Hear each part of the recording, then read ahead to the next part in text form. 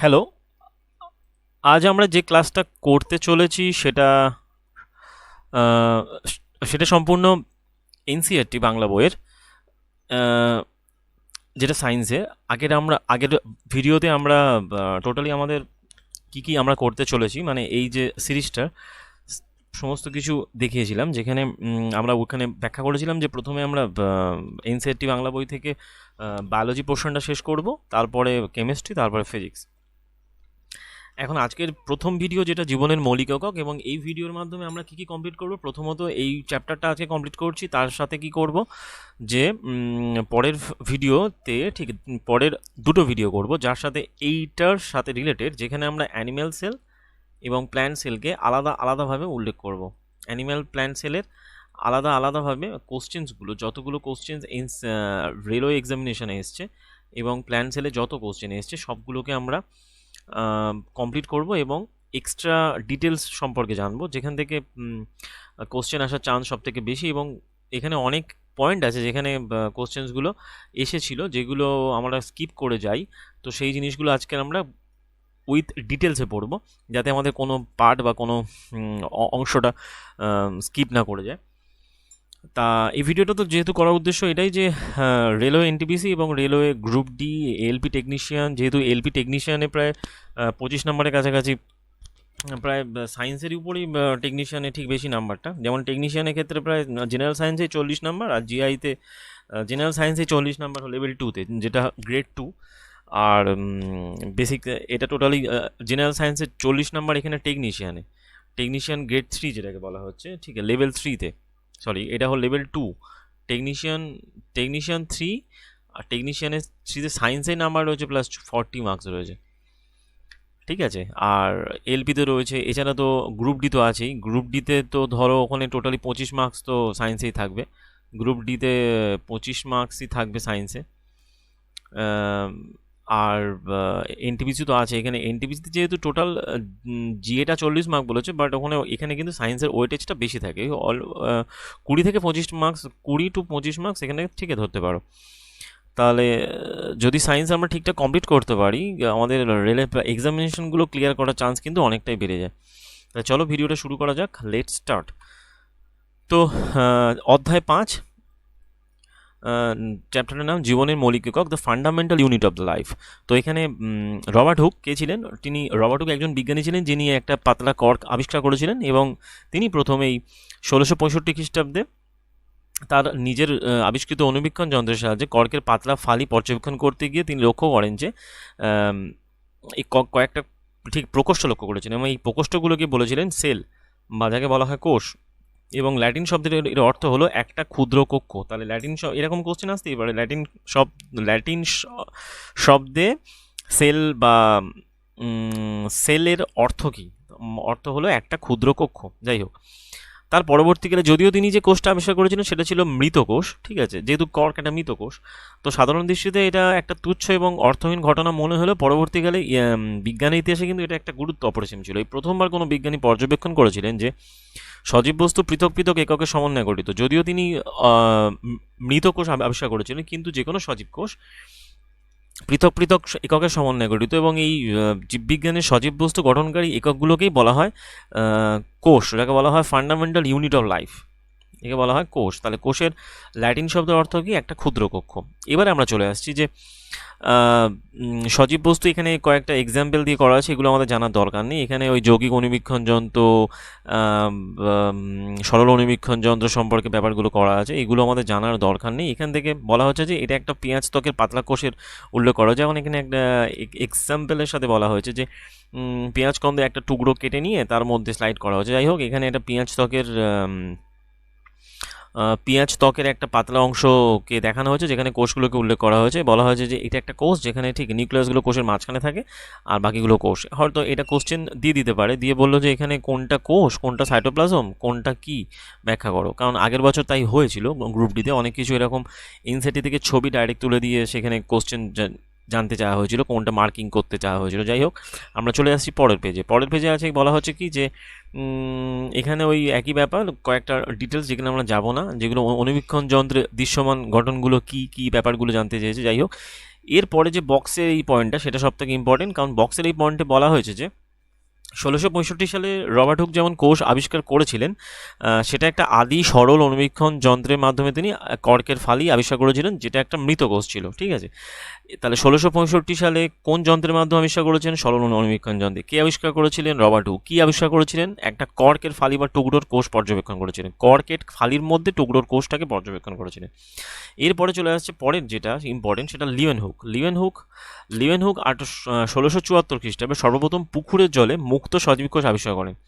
কোথায় আবিষ্কার করেছিলেন? পুকুরের জলে। কে আবিষ্কার করেছিলেন? লিওয়েনহুক। কত সালে? 1674 সালে। এরপরে চলে আসছে যে তিনি আবিষ্কার করেছিলেন মুক্ত সজীব কোষ। তাহলে প্রথম সজীব কোষ যদি বলে আবিষ্কার করেছে কে? লিওয়েনহুক। প্রথম মৃত কোষ প্রথম কোষ আবিষ্কার করেছিলেন কে? Robert Hooke. তিনি আবিষ্কার করেছিলেন একটি মৃত কোষ। এটাই ছিল প্রথম আবিষ্কৃত মৃত কোষ, এবং আর প্রথম আবিষ্কৃত সজীব কোষ কিন্তু লিওয়েনহুক 1674।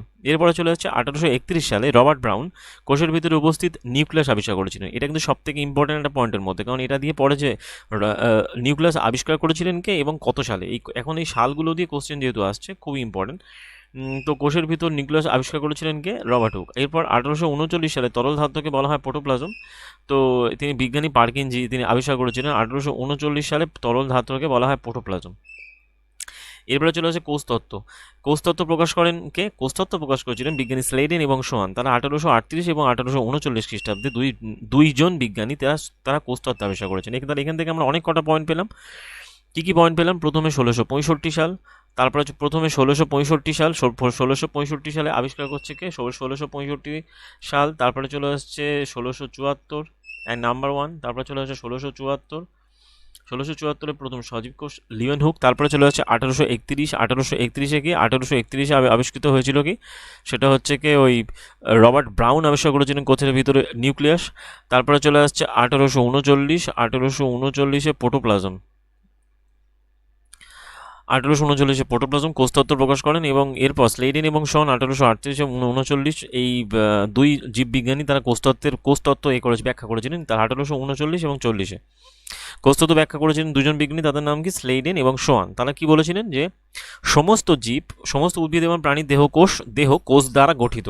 নাম্বার 1। তারপরে বলা হচ্ছে জীবনের মূল একক হলো কোষ।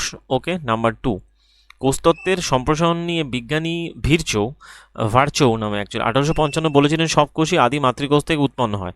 এখন এই 1940 খ্রিস্টাব্দে ইলেকট্রন অণুবীক্ষণ যন্ত্র যখন আবিষ্কৃত হয়, তাহলে এখান থেকে একটা পয়েন্ট আরেকটা পেলাম যে ইলেকট্রন অণুবীক্ষণ যন্ত্র আবিষ্কার হয়েছিল কত সালে? 1940। কে আবিষ্কার করেছিলেন এখানে উল্লেখ করা নেই। ওর নাম হচ্ছে নল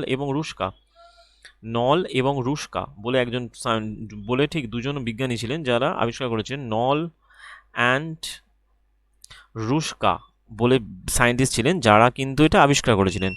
নল এবং রুস্কা, যাই হোক এখানে রুস্কা আবিষ্কার করেছিলেন ইলেকট্রন অণুবীক্ষণ যন্ত্র। এখন চলে আসছে এই ইলেকট্রন অণুবীক্ষণ যন্ত্র আবিষ্কারের পর একটা কোষের জটিল এবং তার বিভিন্ন অঙ্গাণুগুলো পর্যবেক্ষণ পাওয়া যায়। যাই হোক, বিবর্ধক কাঁচ আবিষ্কারের ফলশ্রুতি কিন্তু আণুবীক্ষণিক জীবের আবিষ্কার ঘটে। তাহলে বিবর্ধক কাঁচের এই যে আবিষ্কার কিন্তু আণবিক জীবের আবিষ্কারের মেন কারণ।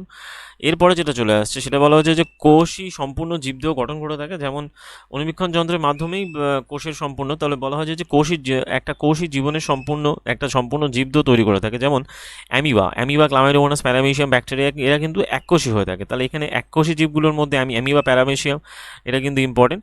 তারপরে চলে আসছে অপরদিকে অনেকগুলো কোষ একত্রিত হয়ে একটা মাত্র জটিল দেহ গঠন করতে পারে। এইরূপ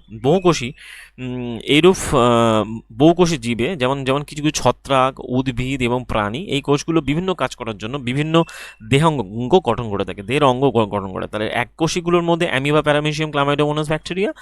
আর যদি বলা হয় যে বহুকোষী কোষগুলো মানে অনেক কটা কোষ নিয়ে তৈরি হয়েছে ছত্রাক এবং উদ্ভিদ ও প্রাণী। তো এখানে চলে আসছে কি যে কিভাবে কোষগুলো বিভাজিত হয়, তাদের মধ্যে অসংখ্য কোষ সৃষ্টি করে সবই মাতৃকোষ থেকে উৎপন্ন হয়। যাই তৈরি হোক না কেন সব কোষই মাতৃকোষ থেকে তৈরি হয়ে থাকে। এটা বলেছিলেন কে? ভার্চো বলেছিলেন কিন্তু 1855 কোষতত্ত্ব সম্প্রসারণ করে দেব সব কোষই আদি মাতৃকোষ থেকে তৈরি হয়, এটা ভার্চো বলেছিলেন। আর বিবর্ধক কোষ আবিষ্কার করার পর বিবর্ধক কাঁচ আবিষ্কারের পর কোষের পর্যবেক্ষণ কিন্তু একটা যুগান্তকারী পরিবর্তন আসে। যাই হোক, তো এরপরে কিছু কিছু জীব আছে যেমন বিভিন্ন ধরনের কোষ থাকতে পারে। নিম্ন প্রদত্ত কতগুলো যেমন হচ্ছে এখানে কয়েকটা চিহ্ন দেওয়া হলো। যেমন এটা মসৃণ পেশি কোষ, এটা হচ্ছে রক্ত কোষ, এটা স্নায়ু কোষ, এটা হচ্ছে ডিম্বাণু, এটা হলো অস্থি কোষ, শুক্রাণু, ফ্যাট কোষ। উল্লেখযোগ্য। এরপরে চলে আসছে কোষসমূহের আকার আকৃতি এবং ওই কোষগুলো যে বিশেষ কাজ সম্পাদন করে তার সম্পর্কিত। কোষের সময় আকার আকৃতি ওই কোষগুলো যে বিশেষ কাজ সম্পাদন করে তার সাথে সম্পর্কিত। বিভিন্ন কোষের যেমন আকার আকৃতি যেমন হয় তারা বিশেষ বিশেষ কাজ করে থাকে, অর্থাৎ অ্যামিবার মতো কিছু কোষ, অ্যামিবা কিন্তু এককোষী কোষ এবং অ্যামিবা থেকেই অ্যাকচুয়ালি কোষ সৃষ্টি হয়েছে বলে বলা হয়। কিছু কিছু ক্ষেত্রে কোষের আকৃতি মোটামুটি একই রকম থাকে, কিছু কিছু ক্ষেত্রে কোষের আকৃতি অদ্ভুত আকৃতি হয়ে থাকে। যেমন উদাহরণ হিসেবে স্নায়ুকোষগুলো বিশেষ আকৃতির কথা উল্লেখ করা হয়। প্রতিটা সজীব কোষের কিছু কিছু প্রাথমিক কাজ সম্পাদন করার ক্ষমতা রয়েছে এবং এই ধরনের কাজ সম্পাদন করার ক্ষমতা সকল সজীব বস্তুরই একটা বৈশিষ্ট্য। কিভাবে একটা সজীব কোষ এই প্রাথমিক কাজগুলো সম্পাদন করে তা আমরা বিভিন্নভাবে জানবো। তাহলে ব্যাপারটা কী দাঁড়ালো এখান থেকে, যে অ্যামিবার মতো কিছু কোষ আছে যারা তাদের আকৃতি পরিবর্তন করে এবং তারা মোটামুটি একই রকম থাকে আকৃতি, এবং নির্দিষ্ট কিছু কিছু কোষের ক্ষেত্রে কোষের আকৃতিগুলো অদ্ভুত হয়ে থাকে। উদাহরণ হিসাবে স্নায়ুকোষগুলোর বিশেষ ধরনের আকৃতির কথা উল্লেখ করা হয়েছে এবং প্রতিটা সজীব কোষের কিছু কিছু প্রাথমিক কাজ সম্পাদন করার ক্ষমতা রয়েছে। তো সেক্ষেত্রে বলা হয় এই ধরনের কাজ সম্পাদন করার ক্ষমতাই সকল সজীব বস্তুর বৈশিষ্ট্য বলা হয়। কিভাবে একটা সজীব কোষ প্রাথমিক কাজগুলো সম্পাদন করে তা আমরা কিভাবে জানবো, তা জানার জন্য আমাদের কী করতে হবে, তা জানার জন্য আমাদের দেখতে হবে যে বহুকোষী জীব যেমন মানুষ, যেমন মানুষের কাজের ক্ষেত্রে বিভিন্ন সংবিভাজন রয়েছে, সেক্ষেত্রে এই কোষগুলোর মানে এক একটা অঙ্গ এক একটা কাজ করে থাকে। তো সেরকমভাবে ওই পার্টিশান হয়েছে, অ্যাকচুয়ালি বলা যেতে পারে পার্টিশান, যে না এককোষী থেকে বহুকোষী কোষ, বহুকোষী থেকে বিভিন্ন বহুকোষ থেকে বিভিন্ন কলা তৈরি হয়, তারপরে বিভিন্ন পার্টিশান বিভিন্ন অঙ্গ প্রত্যঙ্গ তৈরি হয়। তো যাই হোক, তাহলে এখান থেকে আমরা দেখবো যেমন যে প্রতিটা সজীব কোষের কিছু কিছু প্রাথমিক কাজ সম্পাদন করার ক্ষমতা রয়েছে এবং এই কাজ সম্পাদন করার ক্ষমতা সকল সজীব বস্তুরই একটা বিশেষ বৈশিষ্ট্য, ঠিক আছে। এবং কীভাবে একটা সজীব কোষ প্রাথমিক কাজ সম্পাদন করে সে সম্পর্কে আমরা জানবো। যেমন বহুকোষী জীবে কাজের ক্ষেত্রে শ্রমবিভাজন দেখতে পাওয়া যায়। যেমন ধরো মানবদেহের উপস্থিত হৃৎপিণ্ড ওর কাজ কি রক্তকে পাম্প করা এবং দেহের বিভিন্ন অংশে পাঠায়। আবার পাকস্থলীর কাজ খাদ্যের পরিপাকে সাহায্য করা। এইভাবে কাজের সমবিন্যাস একটা কোষের ভিতরেও বর্তমান বা প্রেজেন্ট রয়েছে। এখন এই ধরনের প্রতিটা কোষে কতগুলো নির্দিষ্ট অংশ থাকে এবং এদের কোষীয় অঙ্গাণু বলা হয়। এখন এই কোষীয় অঙ্গাণু সম্পর্কে আমরা ডিটেলস জানবো কী করে, যখন যত দিন গেছে, যত ইলেকট্রন অনুবীক্ষণ যন্ত্র বা বিভিন্ন ধরনের হাই প্রোফাইল যে অনুবীক্ষণ যন্ত্র মাইক্রোস্কোপগুলো যে আবিষ্কার হয়েছে মানে হওয়ার পর থেকে আমরা এগুলো সম্পর্কে ডিটেলস জানতে পারি। তো এত ডিটেলসে না গিয়ে আমরা চলে যাচ্ছি যে মানে যে কোনো একটা অঙ্গাণু একটা বিশেষ কাজ করে, যেমন কোনো কোষে বস্তু সংশ্লেষ করা, বর্জ্য পদার্থ অপসারণ ঘটানো, কোষীয় অঙ্গাণুর উপস্থিতির জন্য এরা বেঁচে থাকে, এই সমস্ত। তাই যে কোনো একটা কোষ বেঁচে থাকে কিন্তু তাদের এই কোষীয় অঙ্গাণু উপস্থিতির জন্য, কারণ কোষীয় অঙ্গাণুগুলো যদি কাজ না করে, ফাংশন না করে, তাহলে কিন্তু সেই কোষটা আস্তে আস্তে মরে যাবে বা আস্তে আস্তে নিশ্চিহ্ন হয়ে যাবে, তবে সব কাজ সম্পাদন করতে পারে।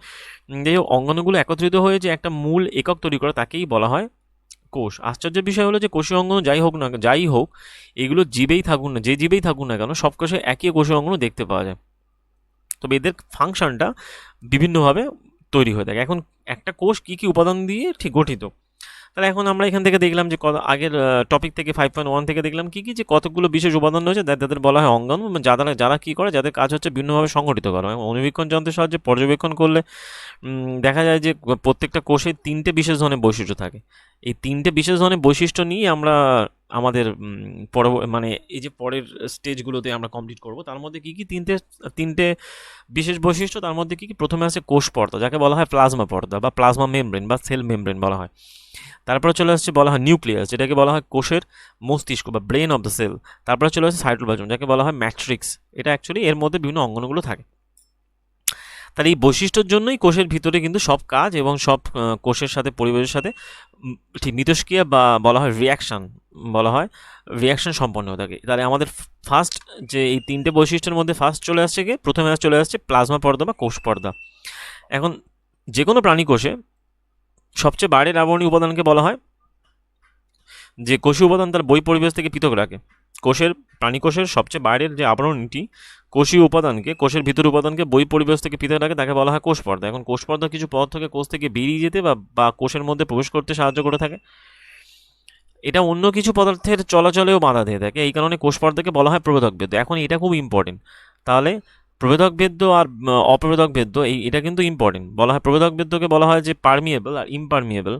এই টার্মগুলো কিন্তু এই টার্ম দিয়ে পরীক্ষা কোশ্চেন এসেছে। যখন আমরা কোশ্চেন্সগুলো দেখব পরের ভিডিওতে, যখন আমরা কোশ্চেন্সগুলো এই যে অ্যানিমাল সেল বা অ্যানিমাল সেল প্ল্যান্ট সেল যে আলাদা আলাদাভাবে আমরা ভিডিওটা বানাবো যেখানে কোশ্চেন্সগুলো নিয়ে, যখন আমরা ভিডিওগুলো দেখবো পিপটিতে, তখন এখানে ব্যাখ্যাগুলো করবো। তাহলে এখানে কিন্তু একটা ইম্পর্টেন্ট পয়েন্ট বলা হচ্ছে, যেটা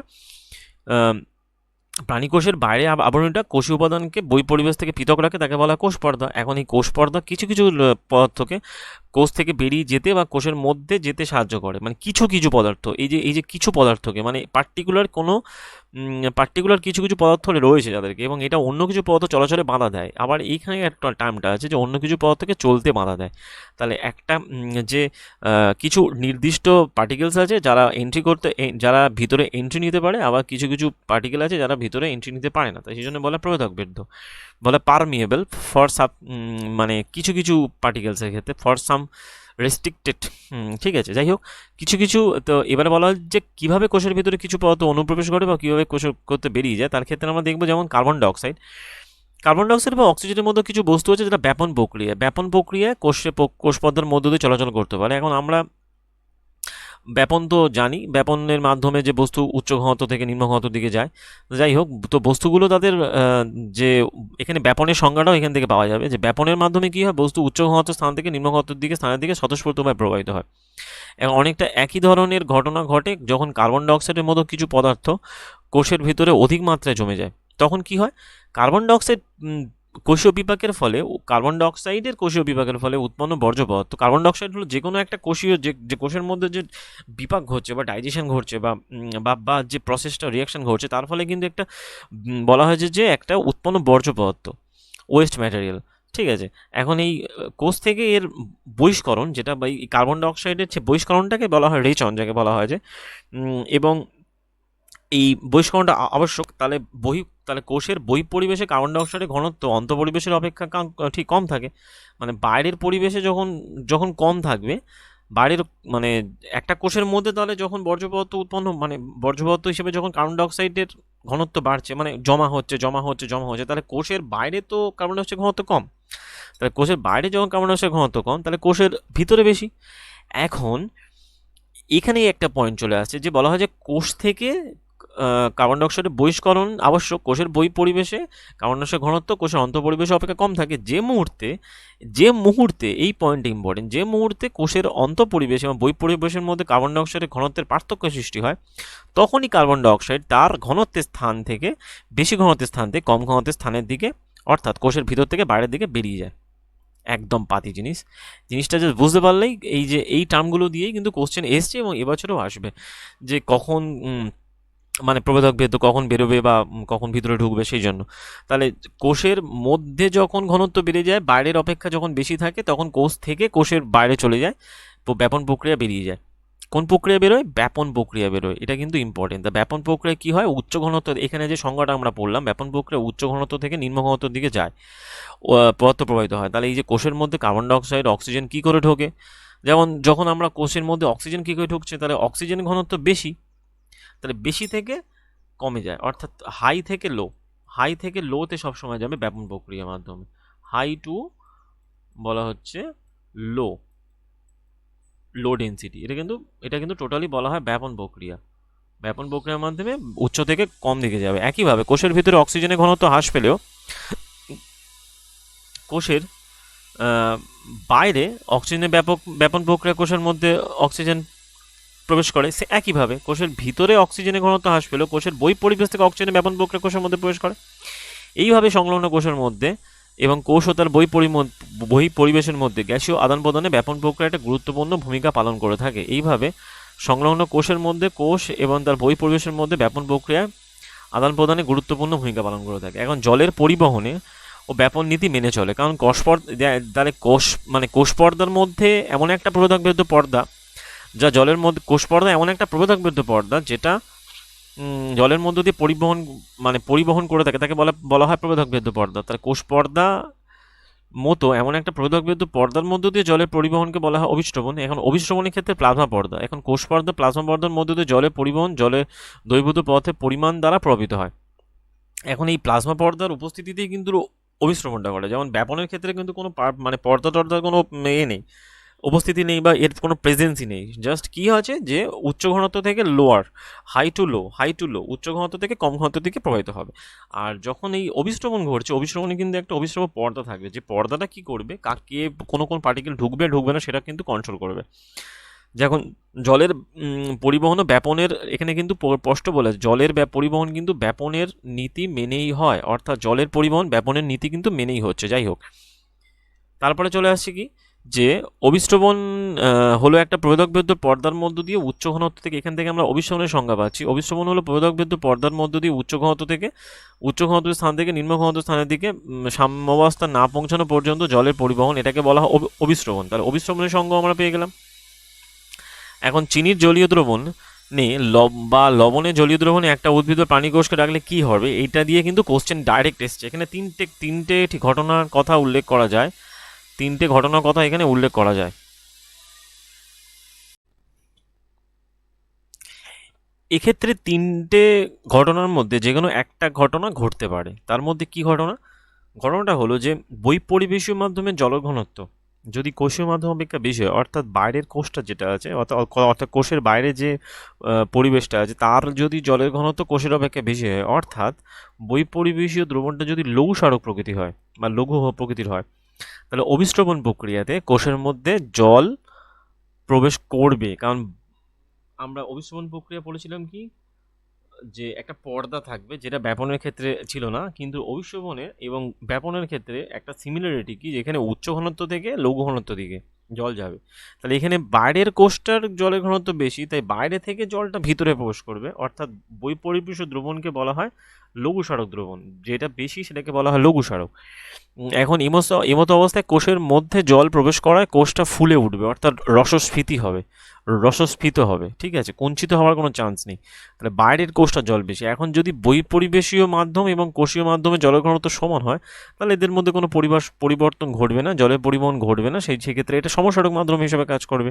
তাহলে প্রথমটা কি বললাম, প্রথমটা লঘুস্মারক মাধ্যম দ্রবণ বলা হয়, এখানে সমস্মারক দ্রবণ কাজ করছে, এক্ষেত্রে কোষের মধ্যে জল প্রবেশ ঘটে না বলে কোষের আকার পরিবর্তন হবে না।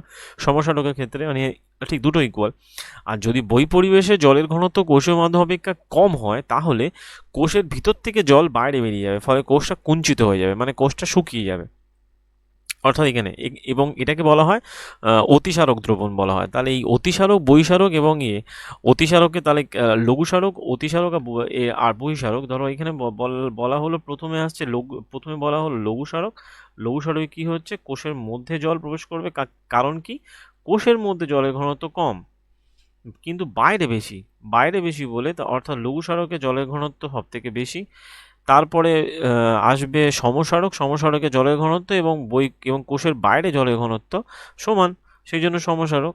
আর যদি কোষের ভিতরে জলের ঘনত্ব সব থেকে বেশি, কোথায় সব থেকে বেশি হচ্ছে কোষের ভিতরে জলের ঘনত্ব, তাহলে এটাকে বলা হয় অতিসারক। অতিসারকে কোষ থেকে জল বেরিয়ে যাবে এবং কোষটা কুঞ্চিত হবে, এবং এই টোটাল প্রসেসটা অভিস্রবণ প্রক্রিয়া। একটা পর্দা, যেহেতু একটা কোষে একটা পর্দা থাকে এবং সেই কোষ পর্দার মধ্য দিয়ে ঘটে থাকে, সেই জন্য এই প্রক্রিয়াটা ঠিক ঘটে থাকে। এবং অর্থাৎ বলা যেতে পারে যে অভিস্রবণ হলো একটা প্রবেদকভেদ্য পর্দার মধ্যে দিয়ে সংঘটিত বিশেষ ধরনের ব্যাপন প্রক্রিয়া। এটা কিন্তু খুব ইম্পর্টেন্ট। এই ব্যাপন আর অভিস্রবণের মধ্যে একটা রিলেশন এইটা, যেখানে ব্যাপনে অভিস্রবণ পর্দা থাকে না, আর অভিস্রবণে একটা প্রবেদকভেদ্য পর্দা থাকে। এখন এটাকে বিভিন্নভাবে আমরা ব্যাখ্যা করতে পারি। এখানে কয়েকটা রয়েছে, যেমন ধরো যদি বলা যেতে পারে যে ওই কিছু শুকনো, যেমন একটা ডিমকে লঘু হাইড্রোক্লোরিক অ্যাসিডে রেখে যদি তার খোলকটা বের করে নেওয়া হয়, খোলকটা প্রধানত ক্যালসিয়াম কার্বনেট দিয়ে তৈরি, যেটা একটা পর্দা হিসেবে কাজ করে, যেটা পাতলা বই আবরণ হিসেবে কাজ করে। এবং এবার ডিমটিকে বিশুদ্ধ জলে রাখা হলে 5 মিনিট পর দেখা যাবে যে ডিমটা স্ফীত হয়ে অভিসরণ প্রক্রিয়ায় ডিমটার মধ্যে জল প্রবেশ করেছে। তার মানে কি, বাইরের কোষ থেকে ভিতরে কোষে জল প্রবেশ করছে, অর্থাৎ সেই লঘুসারক মাধ্যম ছিল।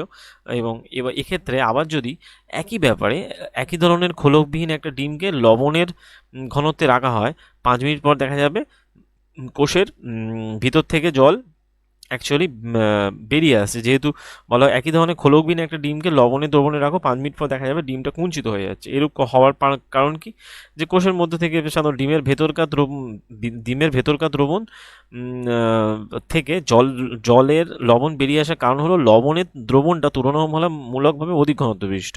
তাহলে যার অধিক ঘনত্ব বিশিষ্ট সেটা, যেটা যেটা অধিক ঘনত্ব বিশিষ্ট, সেক্ষেত্রে আমরা কি দেখলাম, যে যেটার অধিক ঘনত্ব বিশিষ্ট বাইরে যদি অধিক ঘনত্ব হয় বাইরে থেকে ভিতরে যাবে, আবার যদি ভিতরটা অধিক ঘনত্ব বিশিষ্ট হয় ভিতর থেকে জল বাইরে মানে বাইরে বেরিয়ে আসবে।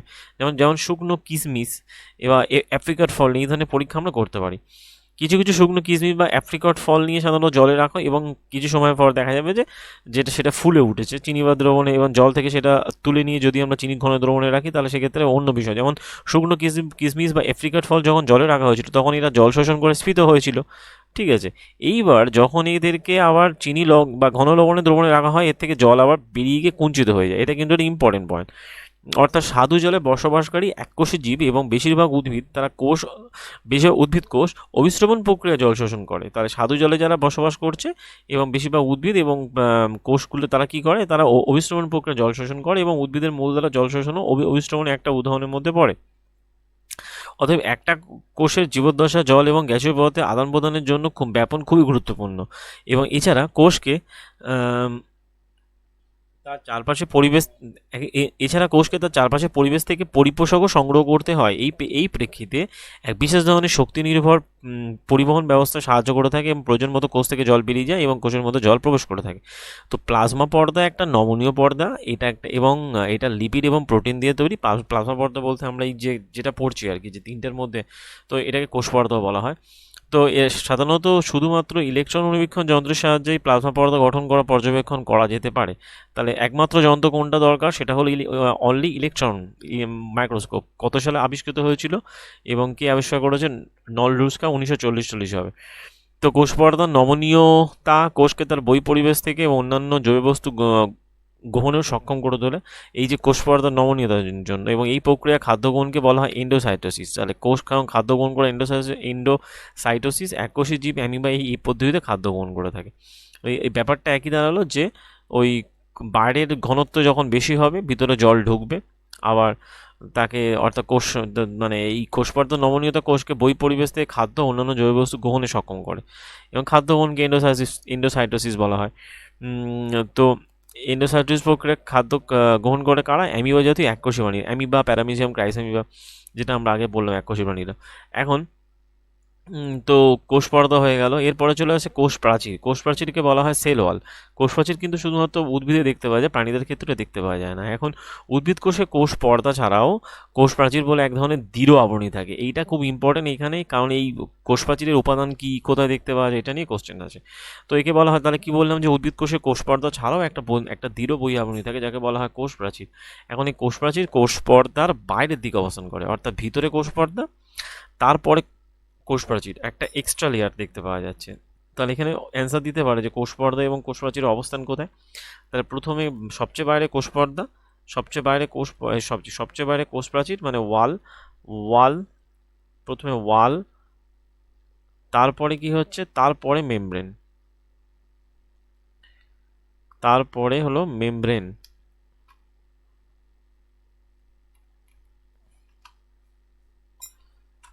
প্রথমে ওয়াল হচ্ছে, তারপরে আসছে মেমব্রেন। এখন বলা হচ্ছে উদ্ভিদের কোষপ্রাচীর প্রথমত কি দিয়ে তৈরি হয়? উদ্ভিদের কোষপ্রাচীর সেলুলোজ দ্বারা গঠিত। সেলুলোজে একটা জটিল যৌগ হয়ে থাকে,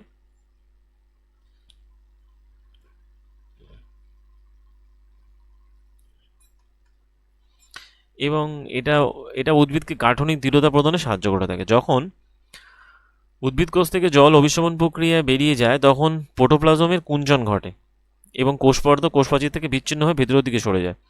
এই ঘটনাকে বলা হয় প্লাজমোলাইসিস। তাহলে প্লাজমোলাইসিস কি?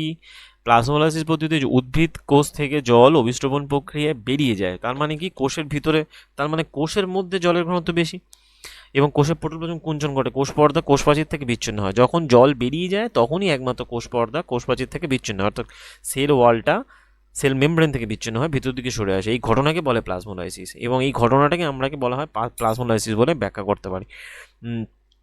তো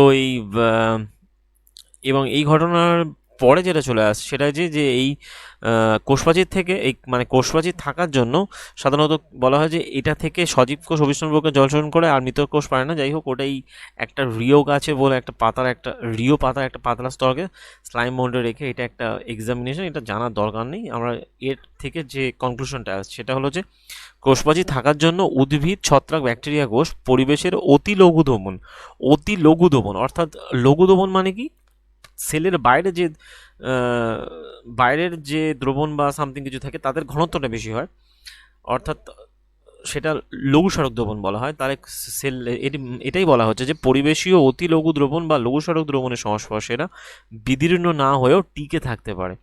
আসলে এই ধরনের পরিবেশে থাকলে কোষ অভিস্রবণ প্রক্রিয়া জল শোষণ করে এবং এর ফলে কোষটাকে রসস্ফীত হয়।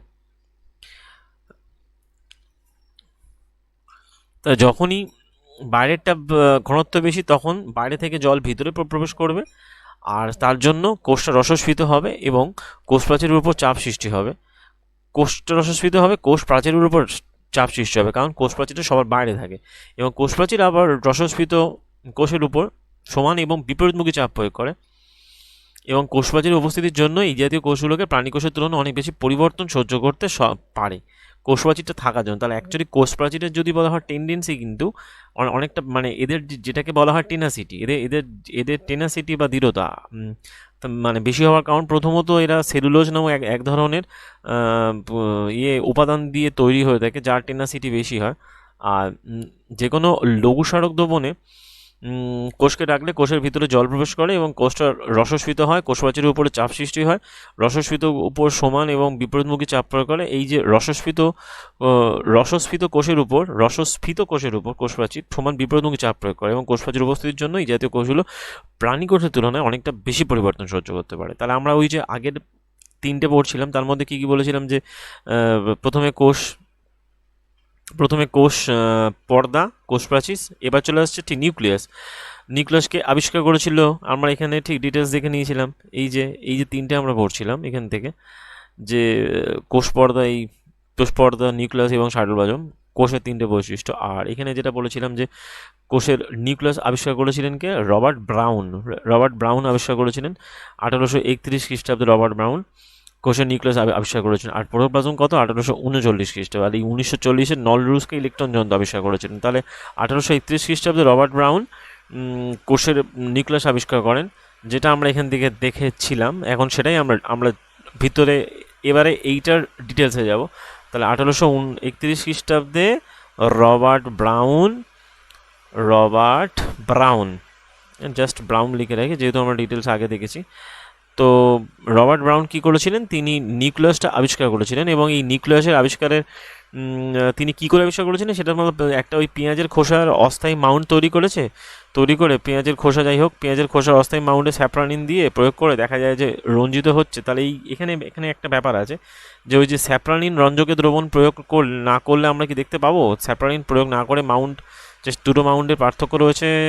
যাই হোক, এটা জানার দরকার নেই। এখান থেকে যেটা ইম্পর্টেন্ট সেটা জানবো এটাই যে প্রতিটা কোষের কেন্দ্রে একটা গাঢ় রঞ্জিত বর্তুলাকার বিন্দুবৎ গঠন দেখতে পাওয়া যায়, কোষের কেন্দ্রে থাকে। এটা কি হয় অ্যাকচুয়ালি, এদের তাহলে নেচারটা কিরকম হয়, গাঢ় বর্তুলাকার বা ডিম্বাকার এবং একটা বিন্দুবৎ গঠন দেখতে পাওয়া যায়। গঠনটিকে বলা হয় নিউক্লিয়াস। এই ধরনের গঠন এটা সাধারণত একটা দ্বিস্তরী আবরণ, ডাবল লেয়ার থাকে, যেটা বলা হয় নিউক্লিয় পর্দা। এই নিউক্লিয়াস একটা ডাবল লেয়ার থাকে, বলা হয় নিউক্লিয় পর্দা বা নিউক্লিয় মেমব্রেন, যেটা আমরা কোষ পর্দা যেমন পড়লাম। এবং নিউক্লিয় পর্দায় অসংখ্য ছিদ্র থাকে এবং এই ছিদ্র দিয়ে নিউক্লিয়াসের ভেতরে থেকে বাইরে বস্তু স্থানান্তরিত হয় এবং অর্থাৎ নিউক্লিয়াস থেকে সাইটোপ্লাজমে আদান প্রদানে সাহায্য করে, যেটা আমরা 5.4-এ দেখব, 5.2.4।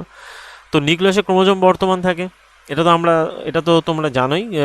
তো নিউক্লিয়াসে এই কোষ বিভাজনের সময় শুধুমাত্র কোষ বিভাজনের শুরু আগেই শুধুমাত্র ক্রোমোজোমকে দেখতে পাওয়া যায়। তাহলে ক্রোমোজোমকে দেখা যায় কখন, শুধুমাত্র কোষ বিভাজনের আগেই। এই কোষ বিভাজনের আগেই ক্রোমোজোমকে দেখা যায়। এই সময় এরা দণ্ডাকার গঠন বিশিষ্ট হয়। কেরম স্ট্রাকচার হয়, দণ্ডাকার স্ট্রাকচার হয়ে থাকে। এখন ক্রোমোজোম তার পিতামাতা থেকে পরবর্তী প্রজন্মে বৈশিষ্ট্যে বংশানুক্রমে বার্তা বহন করে, অর্থাৎ ডিএনএ ডিঅক্সিরাইবো নিউক্লিক অ্যাসিড যাকে বলা হয় ডিএনএ, এরা বার্তা বহন করে। তাহলে ক্রোমোজোম কোথায় থাকে, নিউক্লিয়াসে থাকে এবং এদের কখন দেখতে পাওয়া যায়? কোষ বিভাজনের আগে দেখতে পাওয়া যায়। কী আকারে দেখতে পাওয়া যায়? দণ্ডাকারে দেখতে পাওয়া যায়। এবং ক্রোমোজোম কীভাবে ট্রান্সফার হয়? ক্রোমোজোম সাধারণত পিতামাতা থেকে বৈশিষ্ট্য পরবর্তী প্রজন্মে বহন করে। এবং ক্রোমোজোম ডিএনএ এবং প্রোটিন দ্বারা তৈরি হয়ে থাকে। এখন এই ডিএনএ এবং ডিএনএ এবং প্রোটিন দ্বারা তৈরি হয়। ডিএনএগুলো কোষের বিভিন্ন ডিএনএ অণুগুলো কোষের নির্মাণ এবং তার সংগঠনের জন্য প্রয়োজনীয় বার্তা বহন করে থাকে। এখন ডিএনএর কার্যকরী অংশকে বলা হয় জিন। সব থেকে ইম্পর্টেন্ট যেটাকে বলা হয় জিন, কোথায় দেখতে পাওয়া যায়? জিন থাকে কোথায়? ডিএনএর মধ্যে। ডিএনএ কোথায় দেখতে পাওয়া যায়? ডিএনএ দেখতে পাওয়া যায় ক্রোমোজোমে, এই নিউক্লিয়াসের মধ্যে থাকে ক্রোমোজোম, এবং এই ক্রোমোজোমের মধ্যে থাকে ডিএনএ। আর নিউক্লিয়াস কোথায় থাকে? কোষের মধ্যে। তাহলে কোষের মধ্যে নিউক্লিয়াসের মধ্যে ক্রোমোজোম, কোষের মধ্যে ঠিক আছে বলা হয় নিউক্লিয়াসের মধ্যে কি থাকে? ক্রোমোজোমের মধ্যে থাকে ডিএনএর মধ্যে থাকে জিন, যার মধ্যে বৈশিষ্ট্যগুলো থাকে। এবং ডিএনএর কার্যকরী অংশকে বলা হয় জিন। এটা সব থেকে ইম্পর্টেন্ট। এবং এই জিন এবং বিভাজিত হচ্ছে না এমন অবস্থায় কোষে এই ডিএনএ ক্রোমাটিন বস্তুর অংশ হিসাবে অবস্থান করে, এবং ক্রোমাটিন বস্তু পেঁচানো তন্তুময় গঠন রূপে দৃশ্যমান হয়। তো এই যখনই কোষ বিভাজন শুরু হয় তখনই ক্রোমাটিন বস্তু সংগঠিত হয়ে ক্রোমোজোম গঠন করে থাকে। তো বলা হয় যখনই হচ্ছে পেঁচানো, যখনই কোষ বিভাজন শুরু হয় তখনই ক্রোমাটিন বস্তু সংগঠিত হয়ে ক্রোমোজোম গঠন করে। যখনই কোষ বিভাজন শুরু হয় তখনই ক্রোমাটিন বস্তু সংগঠিত হয়ে ক্রোমোজোম গঠন করে থাকে। এবং এই ক্রোমাটিন বস্তু কোথায় থাকে? তাহলে ক্রোমাটিন বস্তু ডিএনএ এই ক্রোমাটিন বস্তুর অংশ হিসেবে অবস্থান করে। ক্রোমাটিন বস্তু পেঁচানো তন্তুময় গঠনরূপে দৃশ্যমান হয়। হয়ে গেল। এখন চলে আসছে কোষীয় প্রজননে নিউক্লিয়াস গুরুত্বপূর্ণ ভূমিকা পালন করে থাকে। কোষীয় প্রজননে কে গুরুত্বপূর্ণ ভূমিকা পালন করে? সেটা হলো নিউক্লিয়াস। এই প্রক্রিয়া একটা কোষ বিভাজিত হয়ে দুটো অপত্য কোষ গঠন করে। এখন এই অপত্য কোষ যে গঠন করে সেইটা আমরা পরবর্তীকালে দেখব, যে যখন কোষ বিভাজনটা এই চ্যাপ্টারের মধ্যে দেখব, যখন কোষ বিভাজন বা সেল ডিভিশন সম্পর্কে ডিটেলসে যাব। এখন এইটুকু জানতে হবে যে যেহেতু এটা নিউক্লিয়াসের ডিটেলসটা আমরা পড়ছি, যেখানে কোষীয় প্রযোজনে নিউক্লিয়াস গুরুত্বপূর্ণ ভূমিকা পালন করে। যদি নিউক্লিয়াস না অংশগ্রহণ করে এই কোষ কিন্তু বিভাজিত হবে না। এখন এই প্রক্রিয়ায় একটা কোষ বিভাজিত হয়ে দুটো অপত্য কোষ গঠন করে। একটা কোষ কীভাবে গঠিত হবে এবং পরিণত অবস্থায় সেটা কী রূপে তা নিরূপণ করতে হবে, সেটা নিউক্লিয়াস সেইটা ঠিক করতে সাহায্য করে থাকে, ঠিক নিউক্লিয়াস। এবং কোষের রাসায়নিক প্রক্রিয়ায় বা রাসায়নিক ক্রিয়ায় এদের নির্দেশ দানের মাধ্যমে এই কাজটা সংগঠিত হয়ে থাকে। এখন ব্যাকটেরিয়ার মতো কিছু জীব আছে যাদের কোষের নিউক্লিয় অঞ্চল বা যাকে বলা হয় নিউক্লিওসাইটটা নিউক্লিয় আবরণী অনুপস্থিতির জন্য দুর্বলভাবে সংগঠিত হয়। এখানে ওদের কোষের ক্ষেত্রে কি হয়, যে ওদের নিউক্লিয় পর্দা থাকে না, সেই জন্য নিউক্লিয় পর্দা অর্থাৎ আবরণী না থাকার জন্য ওদের নিউক্লিয় অঞ্চলের যে সংগঠন বা স্ট্রাকচারটা খুবই উইক টাইপের হয়। শুধুমাত্র নিউক্লিক অ্যাসিড সমন্বিত এই ধরনের অস্পষ্ট নিউক্লিয় অঞ্চলকে বলা হয় নিউক্লিয়েড। এখন এই নিউক্লিয়েডের সংজ্ঞা কিন্তু ইম্পর্টেন্ট। তাহলে নিউক্লিয়েড কোথায় থাকে? যে এটা বলা যেতে পারে প্রোক্যারিওটিকের ক্ষেত্রে, ব্যাকটেরিয়া জাতীয় প্রোক্যারিওটিক থাকে। কেন থাকে এবং কেন বলা হয়? এদের সাধারণত এদের সংগঠিত যে ঠিক নিউক্লিয়াসে এদের থাকে না, এবং এরা সংগঠিত নিউক্লিয়াস না থাকার জন্য এদের কি হয়, এদের নিউক্লিক অ্যাসিডটা অস্পষ্ট হয়, আনক্লিয়ার। এবং যেসব জীবের কোষে নিউক্লিয় আবরণী থাকে না তাদের বলা হয় প্রোক্যারিওটিক, অর্থাৎ প্রো মানে আদি আর ক্যারিয়ন মানে নিউক্লিয়াস। অপরদিকে যেসব জীবের কোষে নিউক্লিয় আবরণী থাকে তাকে বলা হয় ইউক্যারিওটিক। তো প্রোক্যারিওটিক কোষে উপস্থিত সাইটোপ্লাজম অঙ্গাণুর মধ্যে বেশিরভাগ অঙ্গাণুই অনুপস্থিত থাকে। মানে প্রোক্যারিওটিক কোষে এবং এই সাইটোপ্লাজমের অঙ্গাণুগুলোর মধ্যে বেশিরভাগ অঙ্গাণুই অনুপস্থিত থাকে। এই কোষীয় অঙ্গাণু বেশিরভাগ কাজই সাইটোপ্লাজমে উপস্থিত দুর্বলভাবে সংগঠিত কোষ দ্বারা সম্পাদিত হয়। এবং যেমন প্রোক্যারিওটিক কোষের সব তো যেহেতু অঙ্গাণুগুলো থাকে না, অর্গানেলসগুলো, সেই জন্য প্রোক্যারিওটিক কোষের সালোক সংশ্লেষকারী ব্যাকটেরিয়া কোষে ক্লোরোফিল পর্দাবৃত অবস্থায় অবস্থান করে, এবং ইউক্যারিওটিক কোষে কিন্তু কোষের মতো প্লাস্টিডে নয়। তো এদের এই ব্যাকটেরিয়া কোষের যে মানে ক্লোরোফিল যদি থাকে সেগুলো কিন্তু যেমন ইউক্যারিওটিক কোষে যেমন ক্লোরোফিলটা প্লাস্টিডে থাকে, প্রোক্যারিওটিক কোষে সেটা ব্যাকটেরিয়া কোষে সাধারণত পর্দাবিত থলির মধ্যে অবস্থান করে। ইউক্যারিওটিক কোষের মতো প্লাস্টিডে থাকে না, ঠিক আছে। ওদের ক্লোরোফিল একটা পর্দাবিত থলির মধ্যে অবস্থান করে থাকে। অনেক সময় হয়ে থাকে না যারা প্রোক্যারিওটিক ক্ষেত্রে সালোক সংশ্লেষ সম্পন্ন করে তাদের মধ্যে, যেমন এই একটা একটা প্রোক্যারিওটিক কোষ যার ক্ষেত্রে দেখা যাচ্ছে যে নিউক্লিয়েড মানে এদের পর্দাবিত নিউক্লিয়াস থাকে না, সেই জন্য এদের মানে সংগঠিত ঠিক টাইপের নয়, এবং এদের কোষপ্রাচীর আছে, কোষপর্দা আছে, রাইবোজোমও আছে, কিন্তু এদের এই নিউক্লিয়েডটা এখানে নিউক্লিয় বস্তু হিসেবে কাজ করে। যেখানে এই যে বলা হলো যেটা আমরা যেখানে যেটা দেখলাম যে নিউক্লিয়েডের কাজ কি, নিউক্লিয়েড তাহলে যে যে সমস্ত জীবে আবরণী থাকে না তাদের প্রোক্যারিওটিক জীব বলা হয়। তো এখান থেকে আমরা দেখে নিলাম ইউক্যারিওটিক কোষ আর এর মধ্যে পার্থক্যই। এরপরে যেটা চলে আসছে সেটা হলো কি, যে ওই একটা সাইটোপ্লাজম, এটা 4 নম্বর। তো সাইটোপ্লাজমটা কি, সাইটোপ্লাজম বলা হয় ম্যাট্রিক্স টাইপের, এবং এই পেঁয়াজের খোসা এবং মানুষের গালের ভিতরের দিকে অস্থায়ী মাউন্ট যদি পর্যবেক্ষণ করি তাহলে আমরা দেখব যে প্রতিটা কোষের একটা বড় অংশ কোষপর্দা দ্বারা পরিবৃত, একে বলা হয় সাইটোপ্লাজম, এবং এটা খুব হালকা রঙে রঞ্জিত। তাহলে সাইটোপ্লাজমের কালার কিরম হয়, একদম হালকা পেল টাইপের কালার হয়, এবং এটা কোষপর্দার ভিতরের দিকে উপস্থিত এবং তরল পদার্থপূর্ণ অংশটিকে সাইটোপ্লাজম বলা হয়। এটা বহু বিশেষিত মানে বহু ইম্পর্টেন্ট যে অর্গানালসগুলো কোষীয় অঙ্গাণু কোথায় থাকে, সাইটোপ্লাজমে থাকে। এটা প্রতিটা কোষীয় অঙ্গাণুর মধ্যে প্রয়োজনীয় নির্দিষ্ট কাজ করে থাকে, এবং এই নির্দিষ্ট কাজগুলো কিন্তু একটা একটা কোষকে লাইফ মানে ইউনিট অফ লাইফ হিসেবে প্রকাশ করতে সাহায্য করে। এখন এই কোষীয় অঙ্গাণুগুলো পর্দাবিত থাকে, প্রোক্যারিওটিক কোষে যেমন সুগঠিত নিউক্লিয় অঞ্চল থাকে না, তেমনই পর্দাবিত কোষীয় অঙ্গাণু থাকে না। এটা কিন্তু প্রোক্যারিওটিক কোষে থাকে না, মানে পার্টিকুলার একদম মানে পর্দাবিত অঙ্গাণু বলতে গেলে প্রোক্যারিওটিক কোষে থাকে না। অপরদিকে ইউক্যারিওটিক কোষে ম্যাক্সিমামই নিউক্লিয় আবরণী এবং পর্দাবিত কোষীয় অঙ্গাণু বর্তমান হয়ে গেল। এখন যদি আমরা ভাইরাসকে দেখি, ভাইরাস কিন্তু এমন একটা জীবের মধ্যে পড়ে যে কোষতত্ত্ব মানে না, ওই যে স্লেডিনসনে কোষতত্ত্ব মানে না, এটা দিয়ে বহুতবার মানে অনেকবার কোশ্চেন এসছে এবং রিসেন্ট এক্সামিনেশনও এসেছিল। তো ভাইরাসকে উদাহরণ হিসেবে যদি বলা হয়, এই পর্দার গুরুত্ব বর্ণনা করা যায় ভাইরাসে কোনো আবরণী না থাকায় যতক্ষণ না ভাইরাসের সজীব পোষকের দেহে ঢুকছে ততক্ষণ পর্যন্ত কিন্তু এরা বৈশিষ্ট্য প্রদর্শন করতে পারে না। এবং অর্থাৎ ভাইরাস যদি ওপেন থাকে মানে প্রকৃতির মধ্যে যদি থাকে তারা কিন্তু তাদের বৈশিষ্ট্য প্রকাশ করবে না যতক্ষণ না কোনো বডিতে ঢুকছে, ঠিক আছে। এবং ভাইরাস পোষকের কোষী উপাদানগুলো কাজে লাগিয়ে তাদের বংশবিস্তার করে। আলটিমেট যে পোষকের দেহে ঢুকছে তার দেহে ঢুকে সেই পোষকের পোষী উপাদানগুলো কাজে লাগিয়ে সে কাজ করতে পারে, তবে সে বংশবিস্তার করে এবং অ্যাক্টিভ হয়, মানে একদম সর্বনাশ করে যাকে। এবার অর্থাৎ ভাইরাসকে উদাহরণ হিসেবে যদি ধরা যায়, যেখানে যদি ভাইরাসে কোনো আবরণী না থাকা, এরা যতক্ষণ না ভাইরাস সজীব পোষকের দিয়ে ঢুকছে ততক্ষণ এদের জীবনের কোনো বৈশিষ্ট্য প্রদর্শন করে না। ভাইরাস পোষকের কোষীয় উপাদানগুলোকে কাজে লাগিয়ে বংশবিস্তার করে থাকে।